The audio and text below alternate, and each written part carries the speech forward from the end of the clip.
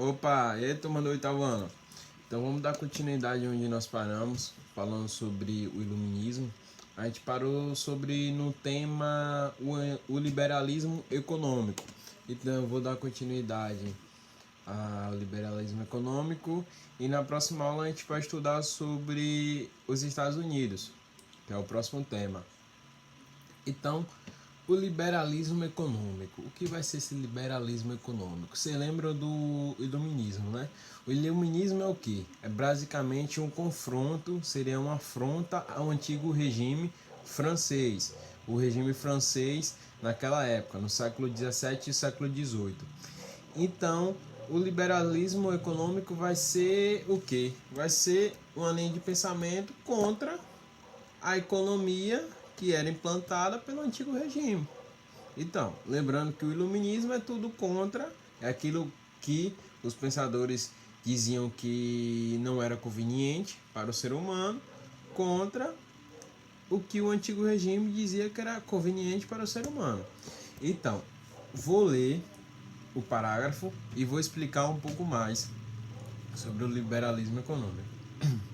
Em 1776, o pensador escocês Adam Smith publicou a obra Investigação sobre a Natureza e as Causas da Riqueza das Nações, que se tornou a base do pensamento econômico liberal, com críticas aos fundamentos do mercantilismo.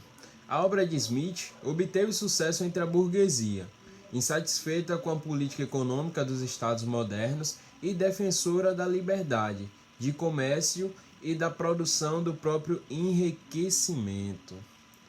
Vocês lembram do que eu falei? Vocês lembram do antigo regime na França? Como era a organização da sociedade francesa naquela época, que era a sociedade estamental, que era o clero, a monarquia e o terceiro estado? Vocês lembram? Vocês lembram também que essa forma organizacional fazia com que ricos ficassem ricos e pobres ficassem sempre pobres, que não houvesse uma ascensão social das classes mais abaixo, o terceiro estado falando. Terceiro estado fora a burguesia, que a burguesia também fazia parte do terceiro estado, mas a burguesia tinha uma certa condição. Então, a organização social do regime francês, a estamental, tem uma característica disso, que não dá condições para que o ser possa ter algo social, possa ter possa ter um enriquecimento, possa futuramente ter um enriquecimento, futuramente possa ter algo que lhe vai lhe proporcionar uma ascensão na sociedade francesa. Então não vai ser isso, vai ser naquele predestinamento, como eu falei, vai ser um ser predestinado. Quem é pobre, vai nascer e morrer pobre, e quem é rico vai nascer e vai morrer rico, que é um exemplo também da aristocracia. Então, por que será que a burguesia gostou desse pensamento de Adam Smith? Por que será? Já que a burguesia não tinha esse poder, a burguesia mesmo tendo dinheiro, não tinha esse poder, não tinha essa importância, não tinha esse status que a aristocracia tinha. A aristocracia fazia parte da monarquia, era o segundo na escala. Primeiro o clero, segundo a monarquia, o rei e os aristocratas, e terceiro quem? O terceiro estado. E nesse terceiro estado havia quem? A burguesia. E lembrando que o terceiro estado era praticamente 97% da população francesa. E o terceiro estado é que bancava os luxos, as riquezas de Luís XIV e toda a sua corte, né? Então é isso. Por que será que a burguesia gostou desse pensamento de Adam Smith? Por quê? Então vamos ver por quê. Porque a burguesia estava insatisfeita com a política econômica dos estados e defensora da liberdade de livre comércio. e da produção para o próprio enriquecimento. O que é esse próprio enriquecimento? Seria a meritocracia, né? Então, você lutava para enriquecer. O seu enriquecimento vinha através de seu trabalho. E não era assim que o antigo regime funcionava. Vocês viam que o aristocrata não precisava ter dinheiro para ter status, para ter essa ascensão social. E os burgueses ficavam com inveja, porque os burgueses tinham dinheiro e não tinham essa ascensão social. Por quê? Aí eles diziam, por quê? Eu tenho tudo para ter uma ascensão social. Tenho dinheiro, tenho propriedades, tenho isso e aquilo, e o aristocrata não tem nada. Só porque ele é da família do rei, tem o sangue real, e ele pode ser isso, e eu não posso ser. Eu sempre vou ser aquilo. É do que eu falei novamente, que a organização social estamental tinha como característica isso, excluir essa ascensão, não dar condições de uma ascensão social. Então, quem é rico nasce rico e quem é pobre nasce pobre. Ou seja, quem faz parte do terceiro estado, não vai fazer parte da monarquia nem do clero. E os burgueses faziam parte desse terceiro estado.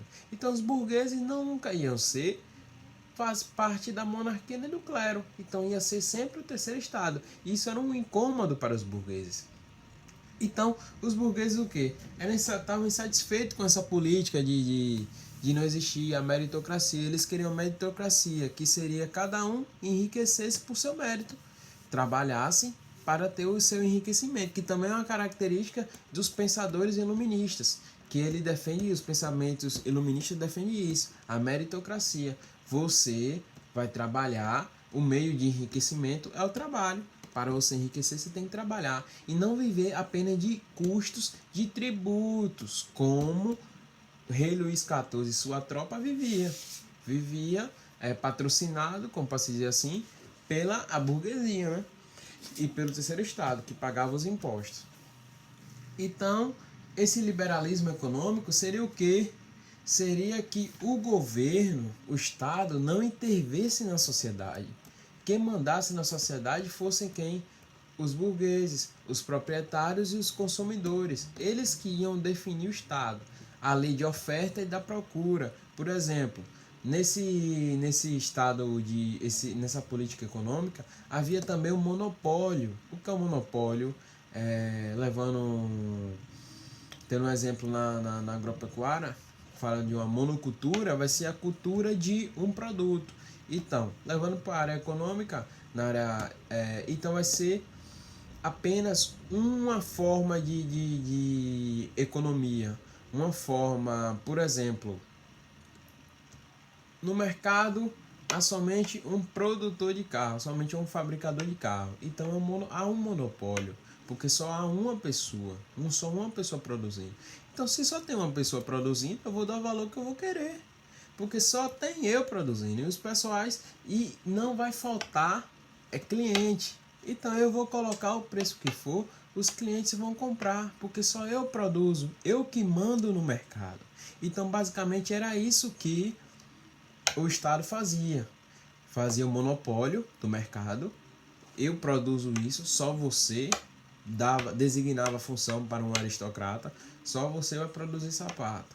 Pronto. Só ele vai produzir sapato, ele vai vender o sapato no preço que ele quiser.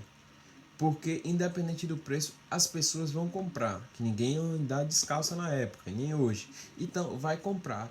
Então o que Adam Smith era contrário? Era contrário a isso, esse monopólio. Ele queria que o Estado não intervisse nisso, que desse direito à concorrência, à ampla concorrência, para que houvesse direito a eu fabricar, a Pedro poder fabricar, a José poder fabricar e vender, para ter essa concorrência, para José comprar em Diego, para José comprar em fulano e tal, e ter essa concorrência, ter vários comércios de um tipo de mercadoria. Então, outra característica que Adam Smith é contra isso, esse monopólio e essa intervenção estatal, e ele é a favor dessa meritocracia, o enriquecimento através do trabalho, já que o enriquecimento no antigo regime é através de tributos esse pagados pelo terceiro estado. Terceiro estado esse que era formado pela burguesia. Então, o pensamento de Adam Smith foi favorável a quem? A burguesia, já que a burguesia não queria pagar esses tributos e queria ter mais dinheiro. Então, ele viu nisso uma forma de enriquecimento, de mais enriquecimento. Então, passamos aqui para o próximo parágrafo. O liberalismo econômico defendia o fim da intervenção estatal na economia. Dessa forma, o mercado seria orientado pela lei da oferta e da procura. Ao mesmo tempo, em lugar dos metais preciosos que os estados mercantilistas acumulavam como símbolo de fortuna, os liberais viam o trabalho como uma verdadeira fonte geradora de riqueza. Como eu falei, o liberalismo defendia o quê? O fim da intervenção estatal, o fim do Estado. O fim do Estado intervir na economia. O Estado não poderia mais intervir na economia. Dessa forma, o comércio, a economia seria orientada por essa lei de procura e oferta e procura. E ao mesmo tempo os metais preciosos, que na época o sistema era mercantilista, que seria o acúmulo de riqueza, principalmente esses acúmulos de metais, dessas fortunas, não seriam a forma de enriquecimento, porque essas fortunas, essas riquezas, esse acúmulo de moedas vinha do impostos pagados pelos burgueses. E os burgueses diziam o quê? Não, você quer ter fortuna, você vai ter que trabalhar, que nem eu. Eu trabalho, eu tenho minha fortuna, então eu trabalho e pago meus impostos. Então você vai trabalhar para você ter sua fortuna. Então, basicamente isso, o lado da meritocracia. Então, os liberais viam o trabalho como a verdadeira fonte geradora de enriquecimento, não através dessa arrecadação de impostos. E esses impostos não eram, como posso dizer, não eram devolvidos em coisas públicas para a sociedade, né? Esses impostos, Luís XIV passava lá a mão, guardava lá em seu cofre e usufruía, né? No seu reinado luxuoso. Então, basicamente é isso. O liberalismo econômico é o quê? É esse fim dessa intervenção estatal do governo, deixando o mercado aberto para a lei de oferta e procura, dando fim aos monopólios e abrindo um leque para a concorrência, para que haja a oferta, grandes ofertas. Então é isso.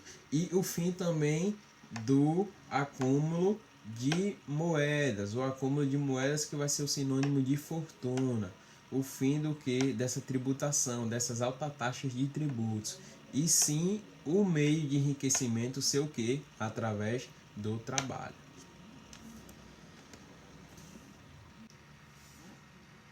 Outra coisa sobre o liberalismo, que esse lado do liberalismo, ele também foi criticado por Marx. Marx dizia que esse liberalismo fez com que existisse mais pobres e ricos, e houvesse mais essa distinção entre pobres e ricos. Já porque no terceiro estado, no regime francês, a gente vê uma diferença entre a segunda forma organizacional, que no ranking entre o clero, monarquia e o terceiro estado, em segundo está a monarquia. A monarquia tem uma certa economia. E no terceiro estado também há os burgueses. Então há um distanciamento entre essas riquezas, mas não um distanciamento tão exuberante. Então Marx vai criticar o liberalismo por isso. Ele vai dizer que o liberalismo vai ganhar, vai ser uma diáspora, vai ter uma grande diferença entre o rico e entre o pobre. Vamos fazer uma ideia que no antigo regime seria assim, e com o liberalismo passou a ser assim. Então, Marx vai criticar esse liberalismo, por isso que ele vai dizer que esse liberalismo seria culpado pela concentração de riqueza da burguesia, porque a burguesia vai mandar no comércio, e a pobreza da classe operária, né, que dá essa dualidade de classe, a burguesia e o proletariado, como nós estudamos. E essas ideias liberais estão inseridas até hoje na sua sociedade. Não sei se você já percebeu. Será que tem ideias liberais aí na sociedade? Será que tem? Não com a palavra liberais, mas com uma palavra nova, neoliberal, o neoliberalismo. A gente vive numa sociedade neoliberal. O que seria essa sociedade neoliberal? Que defende a privatização, a diminuição de funcionários públicos e abertura no mercado interno. Inclusive em todo mundo, a maioria dos países, a maioria do mundo tem essa economia liberal, inclusive no Brasil, onde desde uns 10 anos para cá houve muita privatização de empresas públicas do governo. Um grande exemplo é a Petrobras, que passou a ser privatizada, deixando de ser um órgão público para ser um órgão privado, favorecendo quem? A burguesia. E outra coisa também que a gente pode perceber muito é a diminuição de empregos públicos, de funcionários públicos. Que um exemplo hoje que a gente vê em concurso, que hoje em dia é muito difícil você ver concursos, principalmente municipais. Muito difícil você ver hoje em dia concursos municipais. E quando abrem assim, não é concurso, é processos seletivos, que é contrato, não é aquele mais concursos efetivos. Então, é isso. E também, até em certas prefeituras, ocorre a privatização de serviços. Um exemplo mesmo, que acontece aqui, muitas vezes acontece em muitas cidades, é essa privatização de serviços de limpeza na cidade. Ocorre muito essa privatização. Também como ocorre a privatização de empresas de segurança e também a privatização de empresas alimentícias em relação a alimentos a escolas,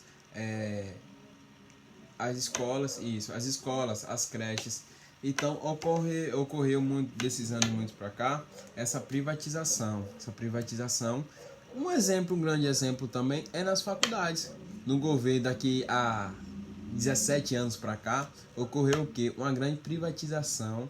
Não diria assim, privatização, não foi uma privatização, mas sim nós podemos ver uma característica do neoliberalismo, que é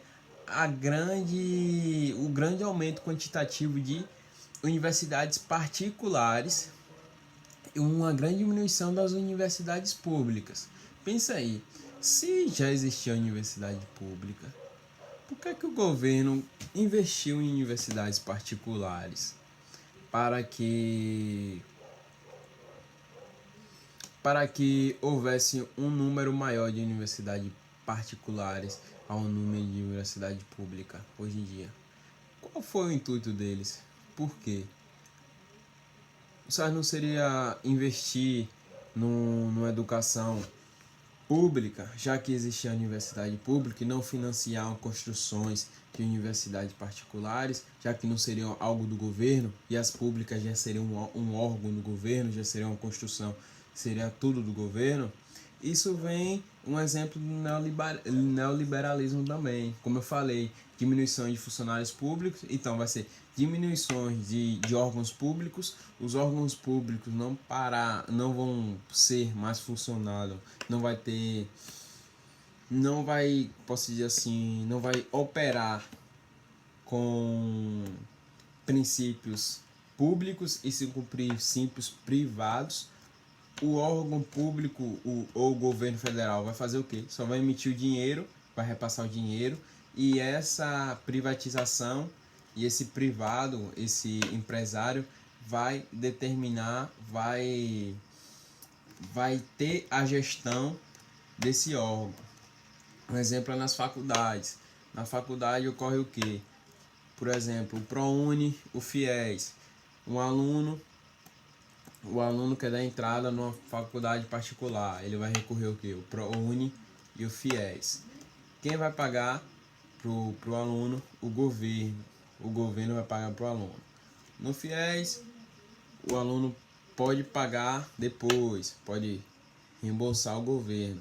No ProUni é a mesma coisa. Mas já que o governo pagou por essa iniciativa privada, por que o governo não investiu nas iniciativas públicas, nas faculdades públicas? Por que não abriu mais vagas? E aí isso é um exemplo do neoliberalismo. Então, eu estou trazendo algo atual do liberalismo para que vocês possam refletir dessa ideia do liberalismo, até fazendo uma crítica a esse liberalismo do iluminista, da questão iluminista. Porque esse liberalismo, até aquela época, a gente pode ver como algo benéfico, mas não é algo tão benéfico assim, como Marx disse, que esse liberalismo fez com que a grande diferença entre os burgueses ficassem mais ricos e os pobres ficassem mais pobres. Então é aqui uma crítica que Marx fez, que eu só fiz enfatizar para vocês perceberem, trazendo para a atualidade essa diferença. O que o liberalismo dos iluministas fizeram e o neoliberalismo atual, o que está fazendo a sociedade. Então. Passando para o tema filosofia e ficção, vem dizendo que nem todos os escritos iluministas eram tratados filosóficos. Ao contrário, alguns dos principais pensadores recorreram a textos científicos, a textos ficcionais para desenvolver e divulgar suas ideias. Ou seja, a filosofia é uma disciplina muito importante. Muitas vezes não dá valor à filosofia, mas é uma disciplina muito importante. Porque a filosofia vai trazer essa racionalidade à pessoa. Essa questão de questionar o porquê. Por que aconteceu? Por que daquilo, isso, aquilo? O porquê. Então, a filosofia está enraizada nesse iluminismo. Porque a maioria dos iluministas eram filósofos. E seus pensamentos eram filosóficos, como a racionalidade, como os iluministas queriam o quê? A racionalidade do ser humano, para que os seres humanos saíssem do quê? Saíssem dessa mistificação e dessa superstição que a igreja fazia em relação a várias coisas da sociedade, a várias coisas do mundo. Então, essa racionalidade vem do quê? Da filosofia que é o quê? Que é um ser pensante. Que nem eu quero de vocês o quê? Um ser pensante, que vocês pensem e construam ideias. E os filósofos faziam o quê? Eles pensavam, tinha essa racionalidade, pensavam e construíam o quê? Sistemas filosóficos. E suas ideias eram baseadas o quê? Nesses sistemas filosóficos. Então, nem sempre essas ideias eram enraizadas nessa filosofia, nos sistemas filosóficos. Outros e alguns dos principais pensadores recorreram a textos ficcionais, como Voltaire,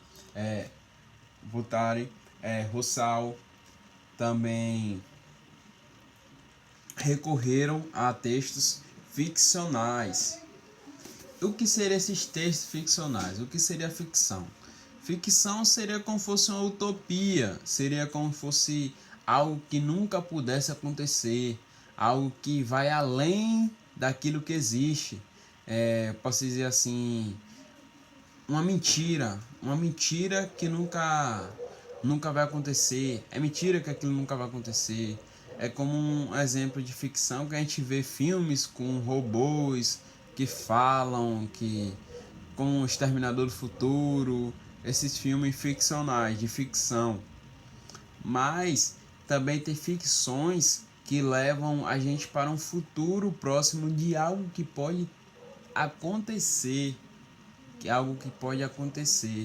Um exemplo que a gente vê e bem atual hoje em dia, é se você pegar um filme de ficção há uns 10, 15 anos atrás, tem até 10, 15 anos atrás, sobre uma ficção científica, sobre doenças, sobre infecções. Você vai lembrar de hoje o que está acontecendo atualmente, que é a pandemia do coronavírus. Então, se você pegar um filme de ficção científica que vai tratar sobre a proliferação de doenças no mundo, você vai pensar, há 5, 10 anos atrás, você pensar, poxa, isso nunca vai acontecer no mundo. E aí, o que é que a gente está acontecendo hoje? Por que é que eu estou aqui falando com você hoje? É por causa disso. Então, a ficção também não vai ser essa utopia de algo que nunca vai acontecer. A ficção também é como se fosse uma previsão do que futuramente pode acontecer. Uma previsão, não vai ser uma visão do futuro, vai ser uma previsão. Porque como está ocorrendo agora, essa pandemia, ninguém nunca pensou que ia acontecer. Apesar que já ter acontecido coisas parecidas, como a guerra espanhola, a gripe espanhola e outras doenças. Mas vocês, até eu, nunca pensou em passar por isso, nunca pensou que isso fosse acontecer. Isso.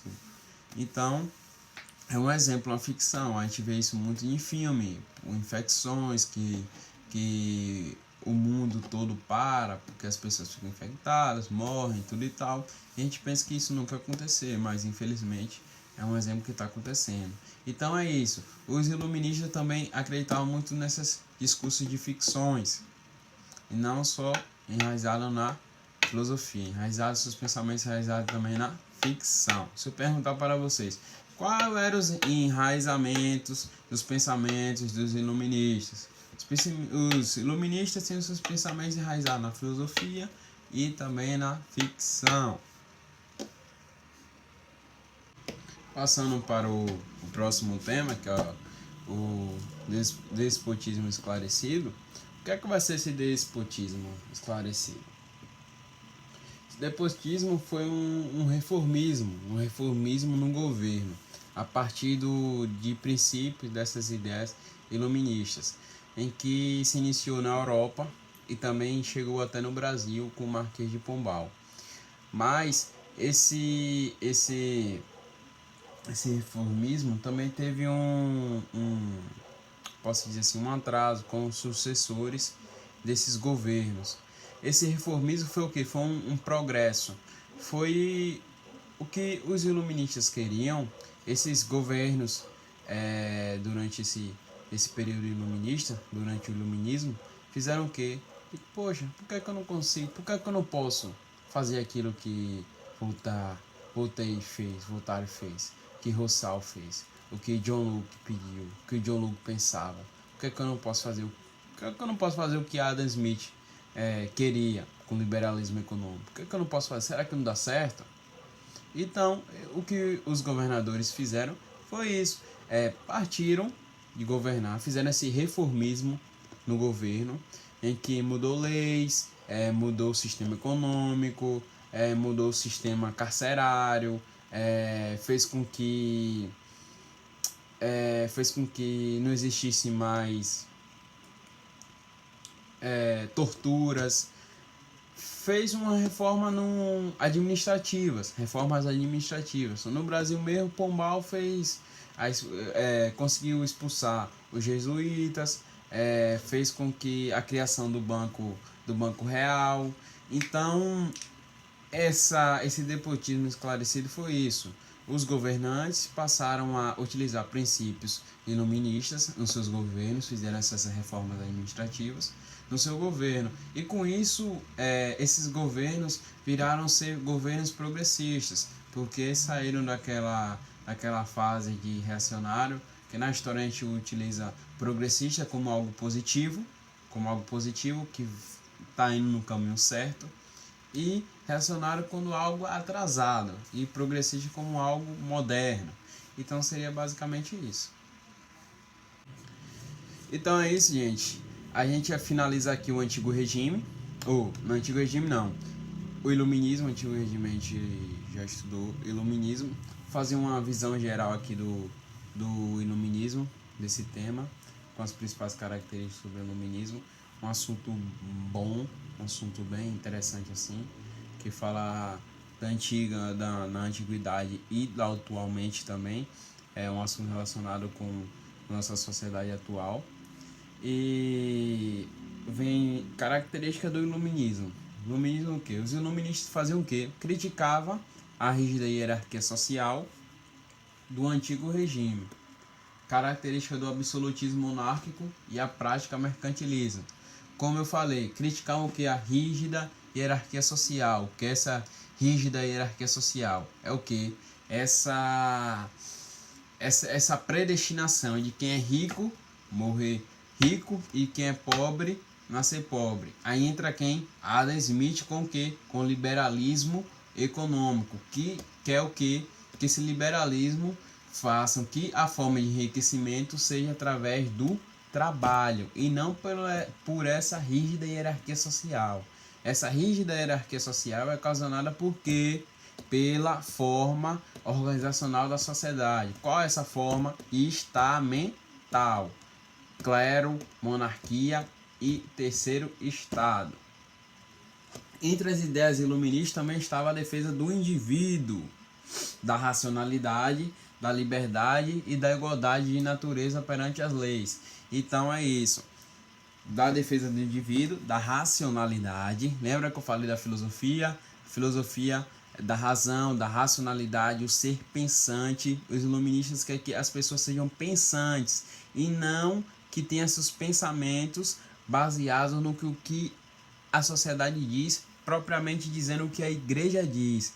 Quer que as pessoas passem não viver a partir dessa visão mística e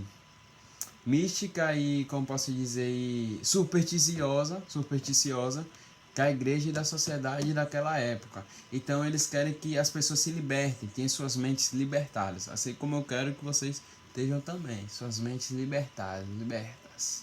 Então pensem, sejam um ser pensantes, sejam racionais. Então eles defendiam essa racionalidade, a liberdade e a igualdade perante as leis, já que não existia essa liberdade e igualdade, ele também defendia essa liberdade e igualdade perante a lei. E o liberalismo econômico também, como falei, Adam Smith, que contestava a intervenção estatal na economia e defendia o livre mercado, a lei da oferta e da procura. Queria que o Estado saísse mais de lado do mercado e deixasse quem? Os burgueses tomar conta do mercado, os burgueses mandarem, dizendo assim, que a lei da oferta e da procura fosse a lei que regia o mercado, acabando com o quê? Com os monopólios impostos pelos estados.